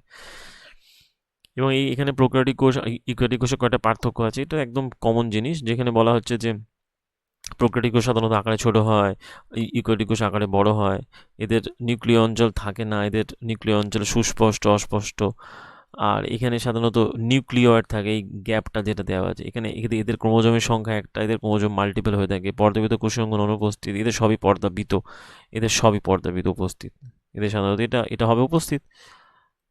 খুব সুন্দর করে ব্যাখ্যা করা আছে, এবং এইসব ছোটো ছোটো টপিকের উপরেই কিন্তু কোশ্চেনগুলো এসেছিলো, যেগুলো আমরা যখন কোশ্চেন অ্যানালিসিস করবো তখন দেখতে পাবো। যাই হোক, এরপরে চলে আসছে বিভিন্ন কোষীয় অঙ্গন। তাহলে কোষীয় অঙ্গন কোথায় থাকে, সাইটোপ্লাজমের মধ্যে। তাহলে প্রথমে আমরা কি দেখলাম, প্রথমে দেখলাম কোষ পর্দা, তারপরে দেখছি কি কোষ প্রাচীর, তারপরে দেখলাম নিউক্লিয়াস, তারপরে সাইটোপ্লাজম। এখন চলে আসছে কোষ অঙ্গন। তো প্রতিটা কোষকে ঘিরে একটা আবরণী থাকে, এবং এই আবরণিত কোষ পর্দা বলেছিলাম এটা বহি পরিবেশ থেকে নিজের কোষকে পৃথক রাখে, একদম কোষ পর্দার কাজটা হয়ে গেল এখান থেকে। অর্থাৎ বহুকোষী জীবের কোষ সহ বড় এবং জটিল কোষগুলো অনেকগুলো রাসায়নিক ক্রিয়া সংগঠিত করে প্রক্রিয়া কোষের জটিল গঠন কাজ বজায় রাখে। তো বিভিন্ন ধরনের ক্রিয়াগুলো পরস্পরকে আলাদা রাখার জন্য কোষগুলোর ভিতরে পর্দাবিত কতগুলো গঠনের সাহায্য নেয়। এই পর্দাবিত গঠনগুলোকে বলা হয় কোষ অঙ্গাণু, এবং মানে এদের ফাংশন বিভিন্ন অঙ্গাণু বিভিন্ন বিভিন্ন ফাংশনে কাজ করে। এখন ইউক্যারিওটিক কোষের কয়েকটা বৈশিষ্ট্যের মধ্যে এমন কয়েকটা বৈশিষ্ট্য আছে যা প্রোক্যারিওটিক কোষ থেকে এদের পৃথক করতে সাহায্য করে।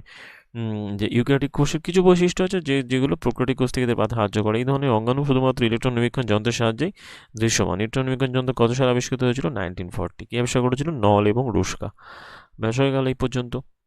এখন চলে আসছে যে পরবর্তী অংশে, অর্থাৎ যে এই যে আমরা পূর্ববর্তী অংশ মানে আগে যেখানে নিউক্লিয়াস নিয়ে আমরা ডিসকাশন করলাম, সেখানে যে কিছু অঙ্গাণু দেখেছিলাম তার মধ্যে এন্ডোপ্লাজমিক রেটিকুলাম বলা ER endoplasmic reticulum, ER, Golgi body, lysosome, mitochondria, plastid. এই অঙ্গাণুগুলো কোষের ভিতরে অত্যন্ত গুরুত্বপূর্ণ কাজ সম্পাদন করে, এদেরকে গুরুত্বপূর্ণ অঙ্গাণু বলা হয়।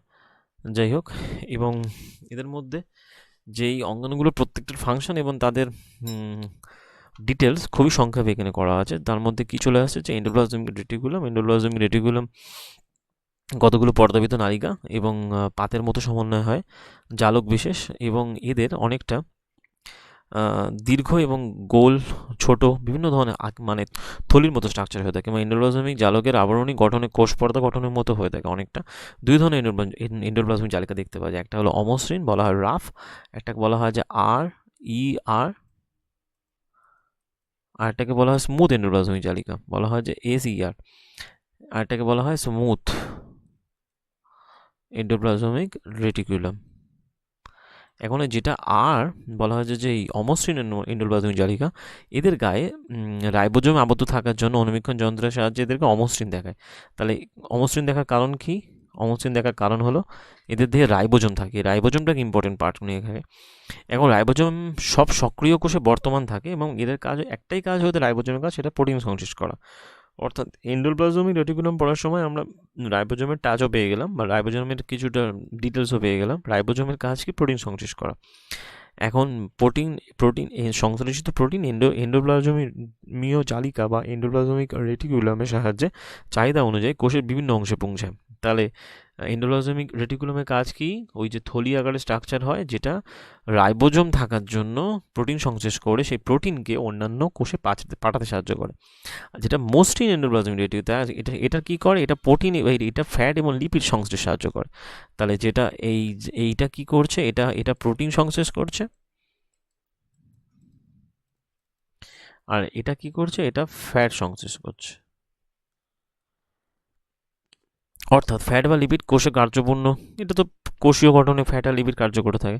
তাহলে এন্ডোপ্লাজমিক রেটিকুলাম কিন্তু খুবই গুরুত্বপূর্ণ দুটো কাজে, একটা প্রোটিন সংশ্লেষ, একটা ফ্যাট সংশ্লেষ। এখন এই সংশ্লেষিত প্রোটিন এবং লিপিডের কিছু অংশ কোষ পর্দা গঠনে সাহায্য করে। এই যে এন্ডোপ্লাজমিক রেটিকুলাম প্রোটিন এবং ফ্যাটটাকে সংশ্লেষ করলো রাইবোজোমের সাহায্যে এবং RER আর ECR এর সাহায্যে, এই যে প্রোটিন আর ফ্যাট, এরা কিন্তু কোষ পর্দা গঠনে সাহায্য করে, এবং এই প্রক্রিয়াকে তার জৈব সংশ্লেষণ অর্থাৎ মেমব্রেন বায়োজেনেসিস বলা হয়। অন্যান্য কিছু প্রোটিন এবং লিপিড উৎসেচক হরমোন হিসেবে কাজ করে, এবং যদিও বিভিন্ন কোষে এন্ডোপ্লাজমিক জালকের আকৃতি বিভিন্ন রকম হয়, এবং এটা সর্বদা একই ধরনের কোষে জালকতন্ত্র গঠন করে থাকে। যেমন এখানে একটা জাস্ট সেলের স্ট্রাকচার দেওয়া হয়েছে, এবং এরকম একটা স্ট্রাকচার দিয়ে দেবে, দিয়ে বলবে কোনটা কি। তো এন্ডোপ্লাজমিক রেটিকুলাম কি হয়? জালিকাকার থলির মতো বিশেষ। এদের ঠিক দু ধরনের হয়, একটা যেখানে ওই এন্ডোপ্লাজমিক রেটিকুলামের গায়ে বটি আকার, অর্থাৎ পয়েন্টের মতো রাইবোজোম থাকে, তাকে বলা হয় অমসৃণ রাফ, আর যেখানে থাকবে না তাকে বলা হয় মসৃণ, যেখানে থাকবে না এইগুলোকে বলা মসৃণ। এরপরে চলে আসছে গোলগি বডি একটা এরকম স্ট্রাকচার, মানে জাস্ট থলির মতো স্ট্রাকচার। এরপরে লাইসোজোম, যেমন এই কোষের মধ্যে অবস্থিত রয়েছে নিউক্লিয়াসের বাইরে এই সেন্ট্রিওল, লাইসোজোম, কোষ পর্দা, গোলগি বডি, সাইটোপ্লাজম, এটা টোটালটাই সাইটোপ্লাজম ধাত্র। এই সাইটোপ্লাজমের মধ্যে যত ধরনের কোষীয় অঙ্গাণু রয়েছে বিভিন্ন রিয়াকশনগুলো হয়ে থাকে। শুধু এন্ডোপ্লাজমিক রেটিকুলাম বা জালকের কাজ হলো সাইটোপ্লাজমের বিভিন্ন অঞ্চলে সাইটোপ্লাজম এবং নিউক্লিয়াসের মধ্যে বিভিন্ন পদার্থের অর্থাৎ প্রোটিনে পরিবহনে সাহায্য করা, এবং এন্ডোপ্লাজমিক জালক সাইটোপ্লাজমিক কাঠামো গঠনেও সাহায্য করে থাকে। এই এন্ডোপ্লাজমীয় জালকটা রেটিকুলাম, এটা কিন্তু সাইটোপ্লাজমের যে কঙ্কাল বা এর যে স্ট্রাকচার কিন্তু গঠনে সাহায্য করে থাকে এন্ডোপ্লাজমিক রেটিকুলাম। এখন এই কাঠামো কিছু কোষের ক্ষেত্রে জৈব রাসায়নিক বিক্রিয়া ঘটার জন্য প্রয়োজনীয় ক্ষেত্র তৈরি করতে সাহায্য করে।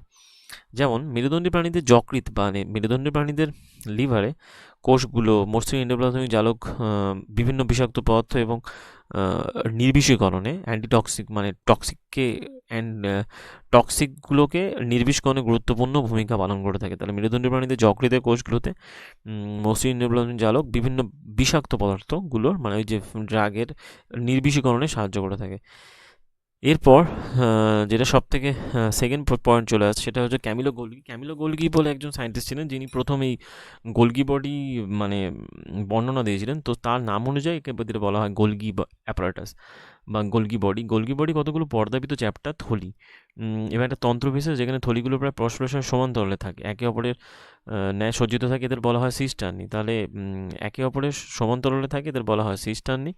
এবং এই পর্দাগুলো প্রায় এন্ডোপ্লাজমিক জালকের সাথে আবরণীর সাথে যুক্ত থাকায় জটিল কোষীয় পর্দাতন্ত্রের উপর অপর একটা কোষ গঠন করে। ঠিক আছে, এখন বলা হচ্ছে এন্ডোপ্লাজমিক জালক সংলগ্ন অংশে সংশ্লেষিত বস্তুসমূহ গোলগি বডি প্যাকেটজাত হয় এবং গোলগি বডির মাধ্যমে কোষের ভিতরে ও বাইরে বিভিন্ন স্থানে এদের সরবরাহ ঘটে থাকে। তাই এন্ডোপ্লাজমিক জালিকা সংলগ্ন থাকার জন্য ওই যে প্রোটিন আর ফ্যাটটা সংশ্লেষিত হচ্ছিল এন্ডোপ্লাজমিক রেটিকুলামে, সেটা গোলগি বডিতে প্যাকেটজাত হয় এবং গোলগি বডির মাধ্যমে কোষের বিভিন্ন স্থানে বাইরে কাজ করে। যেমন গোলগি বডি অন্যান্য কাজগুলো কি, এরা খাদ্য সঞ্চয় করে, খাদ্য সংশ্লেষিত বস্তুর পরিমার্জন এবং প্যাকেটজাত মানে প্যাকেজিংয়ে সাহায্য করে দেয়। গোলগি বডি অ্যাকচুয়ালি কাজ হচ্ছে প্যাকেজিংয়ে সাহায্য করে।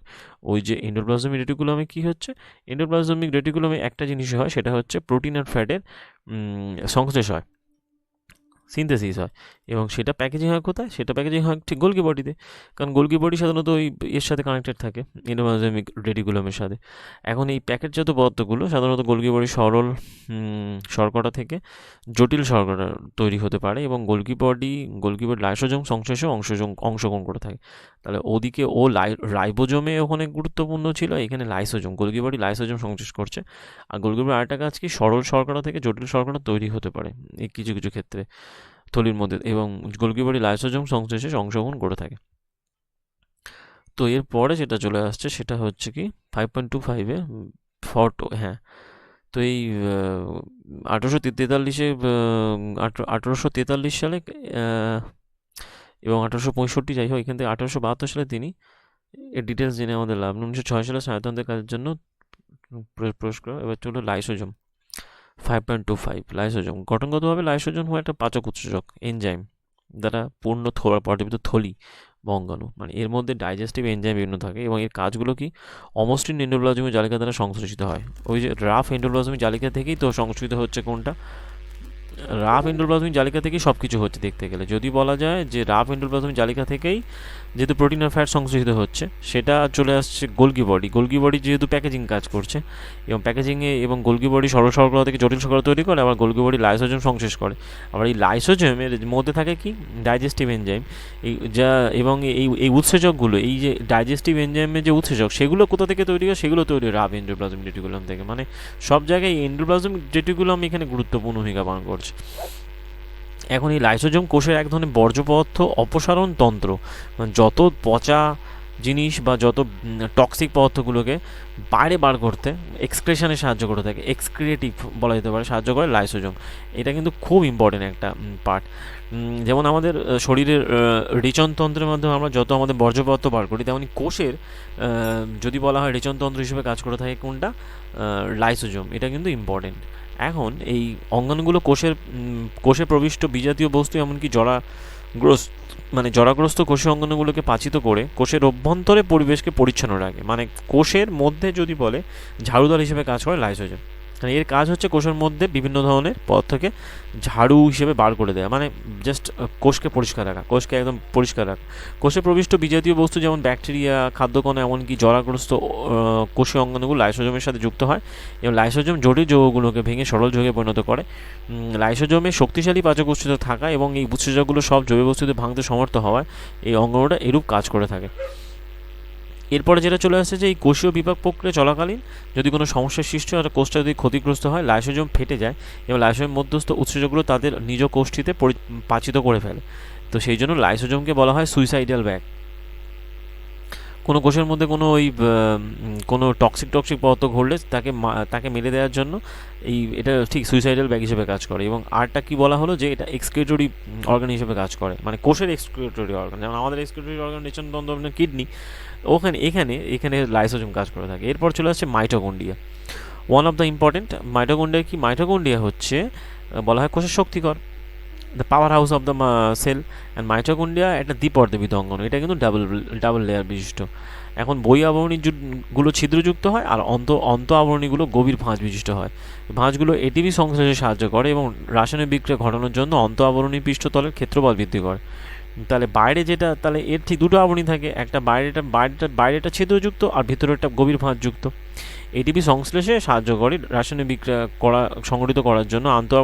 আন্তঃআবরণী পৃষ্ঠতলে ক্ষেত্রফল বৃদ্ধি করে। জীবন প্রক্রিয়া চালু রাখার জন্য বিভিন্ন ধরনের রাসায়নিক কার্যকলাপ সংগঠিত হওয়া প্রয়োজন।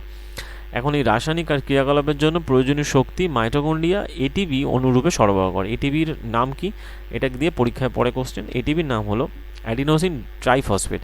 এখন তাই এটিপিকে কোষের এনার্জি কারেন্সি বলা হয়। এখন জীবদেহে কোষের এটিপি কিন্তু কোষের এনার্জি কারেন্সি, ক্যালোরি স্টোর করে। জীবদেহে নতুন রাসায়নিক যৌগ সংশ্লেষের জন্য এবং যান্ত্রিক কাজের জন্য এটিপি অণুতে সঞ্চিত শক্তিকে ব্যবহার করে এটিপি। এবং মাইটোকন্ড্রিয়া হলো অদ্ভুত ধরনের কোষীয় অঙ্গাণু, কারণ তাদের নিজস্ব ডিএনএ এবং রাইবোজোম থাকে। তাই মাইটোকন্ড্রিয়া তাদের নিজস্ব কিছু প্রোটিন সংশ্লেষে সাহায্য করে থাকে। এখন মাইটোকন্ড্রিয়া তাদের নিজস্ব কিছু প্রোটিন সংশ্লেষে সাহায্য করে থাকে। বলা হয় যে এদের নিজস্ব ডিএনএ এবং আরএনএ থাকে, ডিএনএ এবং রাইবোজোম থাকে। তাই মাইটোকন্ড্রিয়া কী করে থাকে, এদের নিজস্ব প্রোটিন সংশ্লেষে সাহায্য করে থাকে। মাইটোকন্ড্রিয়া অদ্ভুত ধরনের কোষীয় অঙ্গাণু, কারণ তার নিজস্ব ডিএনএ থাকে, এদের নিজস্ব ডিএনএ এবং রাইবোজোম থাকে। তাই মাইটোকন্ড্রিয়া নিজস্ব প্রোটিন সংশ্লেষ করে, এরা কারোর উপর ডিপেন্ড করে না প্রোটিন সংশ্লেষের জন্য এরা। যাই হোক, এটা একটা ইম্পর্টেন্ট পয়েন্ট। এরপরে চলে আসছে প্লাস্টিড। প্লাস্টিড সাধারণত উদ্ভিদ কোষে থাকে, এটা সাধারণত প্ল্যান্টে থাকবে না, এই অ্যানিমালে থাকবে না। তো উদ্ভিদ কোষে উপস্থিত থাকে এবং এটা ঠিক দু ধরনের প্লাস্টিড, একটা ক্রোমোপ্লাস্টিড যাকে বলা রঙিন প্লাস্টিড, আর একটা হলো লিউকোপ্লাস্টিড যেটা সাদা বর্ণহীন। আর ক্রোমোপ্লাস্টিডে বলা হয় যে যেসব ধরনের ক্রোমোপ্লাস্ট করিফুল থাকে তাকে বলা হয় ক্লোরোপ্লাস্ট। তাহলে যেটা বর্ণহীন তাকে বলা হয় লিউকোপ্লাস্ট, আর যেটা কালারফুল তাকে বলা হয় ক্রোমোপ্লাস্ট। এখন এই যে সমস্ত ক্রোমোপ্লাস্টের ক্লোরোফিল রঞ্জক থাকে সবুজ, তাকে বলা হয় ক্লোরোপ্লাস্ট। এখন এই ক্লোরোপ্লাস্টে ক্লোরোফিল ছাড়াও বিভিন্ন ধরনের রঞ্জক থাকে, যেমন হলুদ এবং কমলা রঞ্জক থাকে। লিউকোপ্লাস্টে হলো প্রাথমিক কোষীয় অঙ্গাণু যার মধ্যে স্টার্চ, ফ্যাট, প্রোটিন দ্বারা সঞ্চিত হয়।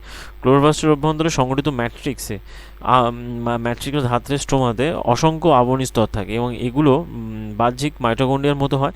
মাইটোকন্ড্রিয়ার মতো প্লাস্টিডের নিজস্ব ডিএনএ এবং রাইবোজোম থাকে। তাহলে এখানে কোশ্চেন আসতে পারে মাইটোকন্ড্রিয়া ছাড়া আর কার মানে নিজস্ব ডিএনএ রাইবোজোম থাকে নিজস্ব ডিএনএ রাইবোজোম থাকে ওই যেমন হচ্ছে গিয়ে এরা তো সবাই নিউক্লিয়াসের মধ্যে অবস্থিত, এরা সবাই তো ঠিক নিউক্লিয়াসের মধ্যে অবস্থিত, সাইটোপ্লাজমে মানে সাইটোপ্লাজমের মধ্যে অবস্থিত অঙ্গাণু, নিউক্লিয়াস বলছি, সাইটোপ্লাজমের মধ্যে অবস্থিত। এদের আবার নিজস্ব ডিএনএ আছে, নিউক্লিয়াসের যেমন ডিএনএ থাকে এদের আবার ঠিক নিজস্ব ডিএনএ আছে। যাই হোক, কোষ গহ্বর কি, কোষ গহ্বর হচ্ছে ভ্যাকুওলসগুলো হলো এরা সাধারণত কঠিন বা তরল বস্তু সঞ্চয় করে থাকে, ঠিক আছে। এবং এই প্রাণীকোষে ভ্যাকুওল আকারে ছোট হয়ে থাকে। তাহলে এখানে অনেক সময় দেয় যে প্রাণীকোষের ভ্যাকুওলের আকার কি উদ্ভিদ থেকে বড় না ছোট, সবসময় বলতো প্রাণীকোষের ভ্যাকুওলের আকার ছোট, অপরদিকে উদ্ভিদ কোষের ভ্যাকুওলের আকার বড় হয়ে থাকে। কিছু উদ্ভিদের কেন্দ্রীয় ভ্যাকুওল আয়তন 50 থেকে 90% স্থান দখল করে থাকে, মানে ম্যাক্সিমাম সাইজ এরা দখল করে থাকে 50 থেকে 90%। তাহলে প্রাণীকোষের ক্ষেত্রে অ্যানিমাল সেলের যে ভ্যাকুওলসগুলো সেগুলো অপেক্ষাকৃত ছোট হয়, তার থেকে বড় কে হয় প্ল্যান্টের, অ্যানিমালের থেকে প্ল্যান্টের ভ্যাকুওলগুলো সাধারণত বড় হয়। ব্যাস হয়ে গেল। এরপরে আমরা চলে আসছি যেটা যে এই উদ্ভিদ কোষের ভ্যাকুওলগুলোতে বিভিন্ন ধরনের কোষ রস মানে বলা হয় সেল স্যাপ, কোষ রস জমা থাকে এবং কোষকে রসস্ফীত এবং দৃঢ়তা প্রদানে সাহায্য করে। উদ্ভিদ কোষে বেঁচে থাকার জন্য প্রয়োজনীয় এমন অসংখ্য বস্তু এই ভ্যাকুওলে সঞ্চিত হয় এবং এগুলোর মধ্যে রয়েছে অ্যামাইনো অ্যাসিড, আর রয়েছে শর্করা, আর রয়েছে বিভিন্ন জৈব অম্ল, এবং কিছু প্রোটিন।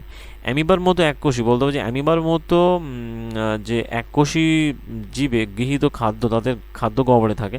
কিছু এককোষী জীবে বিশেষ ধরনের এমন কিছু ভ্যাকুওল রয়েছে যা কোষ থেকে অতিরিক্ত জল এবং বর্জ্য পদার্থ অপসারণে গুরুত্বপূর্ণ ভূমিকা পালন করে থাকে। কিছু এতে এমন অ্যামিবার মতো উদ্ভিদের ক্ষেত্রে কী হয়, এদের খাদ্য গহ্বরে থাকে এবং এককোষী জীবে কিছু ভ্যাকুওল থাকে যা কোষ থেকে অতিরিক্ত জল বর্জ্য পদার্থ অপসারণে গুরুত্বপূর্ণ ভূমিকা পালন করে।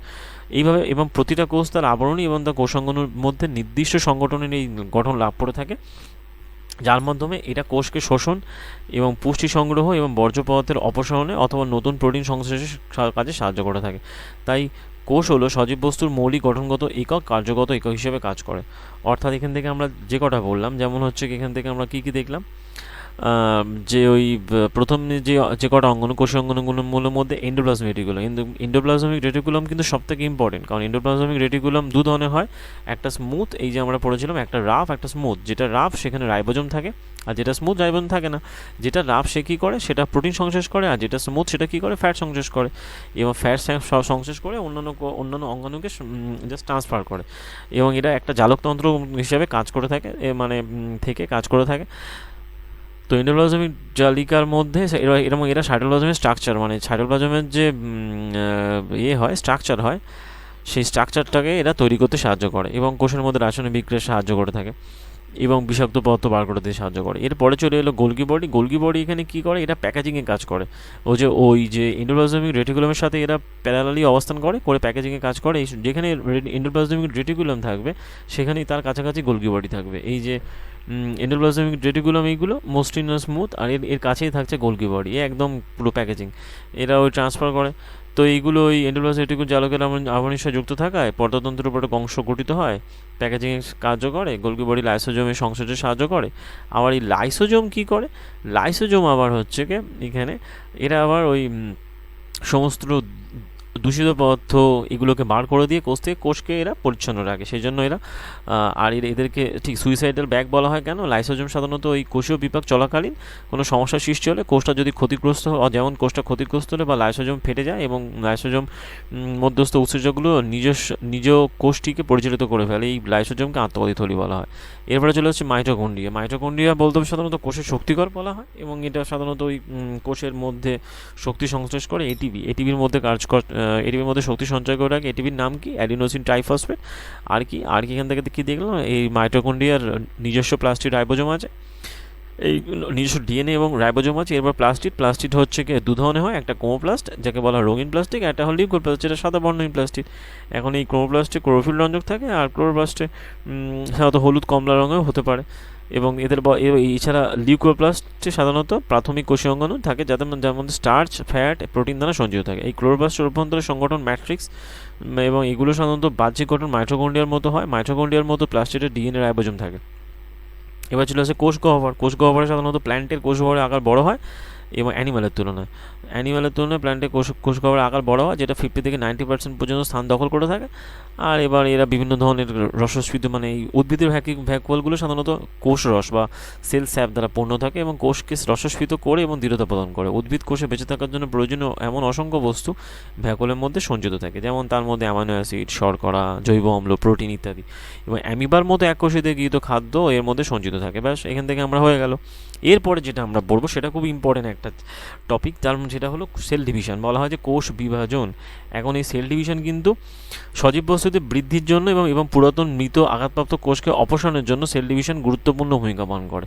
যে প্রক্রিয়ার মাধ্যমে নতুন কোষ তৈরি হয় তাকে বলা হয় কোষ বিভাজন এবং এটা হয়ে থাকে দু ধরনের, একটা মাইটোসিস, একটা মিওসিস। মাইটোসিসে কী হয়? মাইটোসিসে জীবদেহের বৃদ্ধি ঘটে এবং কোষগুলো বিভাজিত হয়। মাইটোসিস বলা হয় এই পদ্ধতিতে প্রতিটা মাতৃকোষ থেকে বিভাজিত হয় দুটো সমধর্মী, মানে একই ধরনের মাতৃকোষ, অপত্যকোষ সৃষ্টি হয়। মাতৃকোষ থেকে দুটো অপত্যকোষ সৃষ্টি হয়। তাহলে একটা হলো মাইটোসিস বলা হয় যেখানে প্রায় সেম লেভেলে দুটো কোষ তৈরি হয়। ঠিক আছে, মাইটোসিস থেকে সেম লেভেলের ওয়ান সেল, ঠিক আছে, দুটো সেল তৈরি হয়। সমধর্মী অপত্যকোষ সৃষ্টি, এক্ষেত্রে অপত্যকোষের ক্রোমোজোম সংখ্যাও প্রায় মাতৃকোষের ক্রোমোজোম সংখ্যা সমান হয় এবং এদের ক্রোমোজোম, এখানে যদি n সংখ্যক ক্রোমোজোম থাকে এখানেও n সংখ্যক ক্রোমোজোম থাকবে। এখানে যদি 2n সংখ্যক ক্রোমোজোম থাকে এখানেও 2n সংখ্যক ক্রোমোজোমই থাকবে। এটা হলো মাইটোসিস প্রক্রিয়া। যেমন এই মাইটোসিস প্রক্রিয়া, যেমন এইটার ফটো দিয়ে বলে দেবে যে কোন প্রক্রিয়া উল্লেখ করো, কোনটা মাইটোসিস কোনটা মিওসিস। এটা আগের বছর এসছে, বলে দেবে যে কোনটা মাইটোসিস কোন মিওসিস। তাহলে এখানে মাতৃকোষে ওই যেটা বললাম মাইটোসিসের ক্ষেত্রে কি বললাম যে অপত্য দেহে সাধারণত এই পদ্ধতিতে কী হয়, মাতৃকোষ বিভাজিত হয়, সমধর্মী অপত্যকোষ সৃষ্টি করে এবং অপত্যকোষের ক্রোমোজোম সংখ্যা আর এর ক্রোমোজোম সংখ্যা প্রায় সমান হয়ে থাকে। এটা জীবের বৃদ্ধিতে এবং কলাকোষের ক্ষত নিরাময়, মানে যে কোনো কেটে কুটে গেলে সেগুলো সারাতে সাহায্য করে থাকে। উদ্ভিদ প্রাণীর জননাঙ্গের নির্দিষ্ট কোষসমূহে বা কলা বিভাজিত হয়ে জননকোষ উৎপন্ন হয় এবং নিষেকের পর অপত্য জীব সৃষ্টি করে। এই বিশেষ কোষগুলো বা কলা একটা ভিন্ন পদ্ধতিতে দুবার বিভাজিত হয় এবং এই বিভাজন পদ্ধতিটাকে বলা হয় যে মিওসিস। তার মিওসিসের ক্ষেত্রে ওই উদ্ভিদ কোষ সাধারণত জননাঙ্গে হয়ে থাকে এবং এখানে কি হয়, দুবার বিভাজিত হয়, মানে একটা কোষ বিভাজিত হয়, মিওসিস প্রক্রিয়ায় বিভাজিত হয়, দুটো কোষের পরিবর্তে 4টে কোষ সৃষ্টি হয় এবং নতুন অপত্য কোষের অর্ধেক সংখ্যক ক্রোমোজোম থাকে। এবং তাহলে এখানে এই যে একটা কোষ থেকে 4টে কোষ সৃষ্টি হয়। যেমন এখানে কি হচ্ছে, এখানে প্রত্যেকে কিন্তু ঠিক 2n সংখ্যক, এটা টোটালটা ছিল 2n, এখানে কিন্তু প্রত্যেকটা 2n সংখ্যক। আর এখানে কি হচ্ছে, এখানে 2nটা ভেঙে গিয়ে এটা n প্রত্যেকটা অর্ধেক সংখ্যক অর্ধেক সংখ্যক ক্রোমোজোম থাকবে, যেমন এখান থেকে এন হবে, এখান থেকে এন হবে, এখান থেকে ওই এটা আবার ভাঙবে, ভেঙে প্রত্যেকটা ক্ষেত্রে এন সংখ্যক ক্রোমোজোম থাকবে। অর্ধেক সংখ্যক ক্রোমোজোম বিশিষ্ট 4টে কোষ উৎপন্ন করবে। নতুন অপত্য কোষে অর্ধেক সংখ্যক ক্রোমোজোম থাকবে এবং ভাবতে পারা যায় যে অপত্য কোষে কেন ক্রোমোজোম সংখ্যা হ্রাস পেয়ে মাতৃকোষে অর্ধেক হয়ে যায়। এখন এইটার ডিটেলস যে এই কোন পদ্ধতিতে মাইটোসিসের মিওসিসের কতগুলো পদ্ধতি আছে, কোন পদ্ধতিতে ক্রোমোজোমের ক্রোমোজোমের যে এই যে অর্ধেক জিনিসটা ঘটে, এগুলো ডিটেলস, এই ডিটেলসটা একটুখানি এখানে উল্লেখ করা নেই, যদিও জাস্ট এইটুকুনির ওপরই মোটামুটি কোশ্চেন এসেছে তোমাদের, এবং যখন এই চ্যাপ্টারে কোশ্চেনগুলো দেখাবো বা করাবো তখন তোমরা বুঝতে পারবে। এখান থেকে কিছু কিছু শর্ট জিনিস, যেগুলো শর্ট ওয়ান লাইনার রয়েছে, যেগুলো একবার আমরা গো থ্রু করবো, এবং তারপরে আমরা এই ভিডিও শেষ করে পরের চ্যাপ্টারের দিকে ফোকাস করব, এবং যেখানে এই পরের যে আমরা এটার উপর যে PYQ করেছিলাম তারও সেখানে ফোকাস করবো, যেখানে অ্যানিম্যাল সেল আর প্ল্যান্ট সেলকে টোটালি আলাদাভাবে বানানো হয়েছে, মানে আলাদাভাবে আমরা জিনিসটাকে ব্যাখ্যা করবো। তাহলে আপাতত এই অনলাইনারগুলো দেখি, তারপরে দেখছি। তো প্রথমত বলা হয় জীবনের মৌলিক একক কোষ, এটা তো হয়ে গেল। জীবনের এই কোষগুলো প্রোটিন এবং লিপিড দ্বারা গঠিত কোষ পর্দা, প্লাজমা পর্দা পরিপূরক থাকে। কোষ পর্দা কোষের একটা সক্রিয় অংশ, কোষের ভিতরে নির্দিষ্ট অঞ্চল এবং বই পরিবেশের মধ্যে আদান প্রদান সাহায্য করে। উদ্ভিদ কোষে কোষ প্রাচীর কোষ পর্দার বাইরের দিকে অবস্থান করে এবং এটা প্রধানত সেলুলোজ দ্বারা গঠিত, এটা উদ্ভিদ কোষের ক্ষেত্রে। কোষ প্রাচীর উপস্থিতির জন্য উদ্ভিদ, ছত্রাক এবং ব্যাকটেরিয়া কোষ লঘুসড়ক পরিবেশে বিদীর্ণ না হয়ে বেঁচে থাকে। আর ইউক্যারিওটিক কোষের নিউক্লিয়াসটা দ্বিপর্দা বিশিষ্ট হওয়ায় এখানে আবরণীর সাহায্যে সাইটোপ্লাজম থেকে পৃথক থাকে এবং এটা জৈবিক প্রক্রিয়া চলতে থাকে। এন্ডোপ্লাজমীয় জালক অন্তঃকোষীয় পরিবহন হিসাবে কাজ করে থাকে। গোলগি বডি এখানে প্যাকেজিংয়ে সাহায্য করে। বেশিরভাগ উদ্ভিদ কোষে আকার বড় পর্দাবৃত কোষ অঙ্গন থাকে, এতে প্লাস্টিড বলে। প্লাস্টিড দু ধরনের হয়, ক্লোরোপ্লাস্ট, লিউকোপ্লাস্ট, এবং যে সকল ক্লোরোপ্লাস্ট ক্লোরোফিল থাকে তাদের ক্লোরোপ্লাস্ট, যারা থাকে না তাদের বলা হয় যে তাদের ঠিক বিভিন্ন ধরনের হয়ে থাকে, যেমন ক্যারোটিন মানে হলুদ আকারের বা বর্ণহীন বা বিভিন্ন ধরনের হয়ে থাকে। বর্ণহীনকে বলা হয় মোটামুটি লিউকোপ্লাস্ট, এটা কালারলেস হয়ে থাকে, এটা কালারফুল, এটা কালারলেস ব্যাস। এবং লিউকোপ্লাস্টের প্রাথমিক কাজ হলো খাদ্য সঞ্চয় করা, এটা হলো ঠিক লিউকোপ্লাস্টের কাজ। বেশিরভাগ পরিণত উদ্ভিদ কোষে একটা বড় কেন্দ্রীয় গহ্বর থাকে এবং এটা কোষ রসস্ফীত বজায় রাখতে সাহায্য করে এবং বিভিন্ন বস্তু স্টোর করে। প্রোক্যারিওটিক কোষে পর্দাবৃত কোষীয় অঙ্গন থাকে না, প্রোক্যারিওটিক কোষে কোনো পর্দাবৃত কোষীয় অঙ্গন থাকে না, তার পরিবর্তে এদের নিউক্লিয়েট থাকে, এটা বলেছিলাম। এখানে নিউক্লিক অ্যাসিড দ্বারা শুধুমাত্র গঠিত কোষীয় অঙ্গনগুলো শুধুমাত্র খুবই ছোট আকারের রাইবোজোম বর্তমান। এবং দেহের বৃদ্ধির জন্য মৃত কোষ অপসারণের জন্য জনকোষ উৎপন্ন জীবদেহ কোষটা বিভাজিত হয়। এবার এখান থেকে বিভিন্ন কোশ্চেন আছে, যেগুলো জানার দরকার নেই। মোটামুটি আমাদের যে এনসিইআরটি থেকে সেলের যে চ্যাপ্টার, এনসিইআরটি সেলের চ্যাপ্টার আমরা কমপ্লিট করলাম। এবারে এর কোশ্চেন্সগুলো আমরা দেখব, যেখানে অ্যানিমাল সেলের বিভিন্ন কোশ্চেন্সগুলো দেখব। এনসিইআরটি থেকে সেলের চ্যাপ্টারটা আমরা বাংলাতে কমপ্লিট করলাম এবং এইখানে এই টপিক বাংলাতে কমপ্লিট করলাম। এখান থেকে এই সেল ডিভিশনের এই ফটো দিয়ে বলে দেবে যে কোনটা মাইটোসিস কোষ বিভাজন, কোনটা মিওসিস কোষ বিভাজন, ডিটেলসে যাও, ঠিক আছে? এইগুলো নিয়ে এখান থেকে কোশ্চেন এসেছে আর কি সেলের। যাই হোক, সেলের পরের চ্যাপ্টার যেটা আছে সেটা আমরা দেখব কলা, সেটা আমরা পরের ভিডিওতে দেখব, বলা হয় টিস্যুস। আপাতত আমরা যেটা কমপ্লিট করলাম সেটা হলো সেল। ভিডিওটা ভালো লাগলে তোমরা লাইক করো, শেয়ার করো এবং বন্ধুদের মধ্যে শেয়ার করো এবং চ্যানেলটাকে সাবস্ক্রাইব করো। দেখা হবে পরের ভিডিওতে, যেখানে আমরা সেলের অ্যানিম্যাল এবং প্ল্যান্ট সেলে, অ্যানিম্যাল সেলে PYQs কোশ্চেন্সগুলো দেখবো এবং তার ডিটেলস নিয়ে ডিসকাশন করবো। আপাতত এই ভিডিওটা এই পর্যন্ত। Thank you.